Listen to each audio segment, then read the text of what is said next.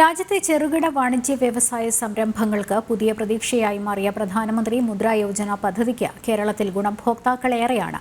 ഈ സാമ്പത്തിക വർഷം മാത്രം സംസ്ഥാനത്ത് 15,600 കോടി രൂപയോളം പദ്ധതിയിലൂടെ വിതരണം ചെയ്തു.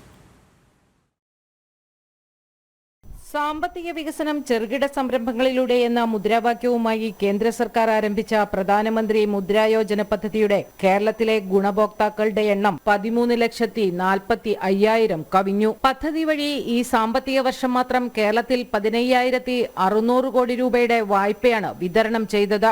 ഈ ഗ്യാരണ്ടിയാണ് നരേന്ദ്രമോദി സർക്കാർ പറഞ്ഞ മോഡിയുടെ ഗ്യാരണ്ടി. കേരളത്തിലെ 13 ലക്ഷത്തിലധികം ആളുകൾ അതിൽ വായ്പ ലഭിച്ചുവെങ്കിൽ ആ ലഭിക്കുന്ന ആളിന് ഒരു 3 പേർക്കെങ്കിലും ഏറ്റവും കുറഞ്ഞായിട്ട് തൊഴിൽ കൊടുക്കാൻ പറ്റുന്നു.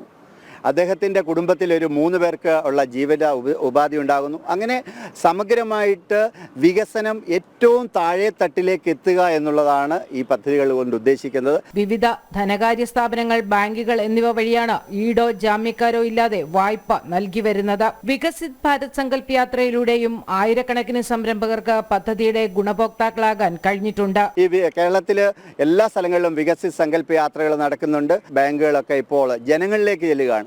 നേരത്തെ നമ്മൾ ബാങ്കിൽ ചെന്ന് അപ്പോയിൻമെൻ്റ് എടുത്ത് അപേക്ഷകൾ നൽകുന്ന അതേ സ്ഥലത്ത് ബാങ്കിൻ്റെ മാനേജർമാർ ഉൾപ്പെടെയുള്ള ആളുകൾ ഓരോ ഗ്രാമങ്ങളിലേക്കും എല്ലാ വിവിധ ലീഡ് ബാങ്കുകളുടെ ആളുകൾ ഉൾപ്പെടെ അവിടെ വന്നിരുന്ന് അതുപോലെ പോസ്റ്റ് ഓഫീസിൻ്റെ സ്കീമുകളെ പറ്റിയും ജനങ്ങൾക്ക് ഉപകാരപ്രദമായ സ്കീമുകളെ പറ്റി നേരിൽ പറയുന്നു. രാജ്യത്താകമാനം മുദ്രാ യോജന വഴി വായ്പ ലഭിച്ച സംരംഭകരിൽ 70% പേരും വനിതകളാണ്. ഇവരിൽ തന്നെ 25% പുതുതായി സംരംഭകരായവരാണെന്ന മറ്റൊരു പ്രത്യേകത കൂടിയുണ്ട്.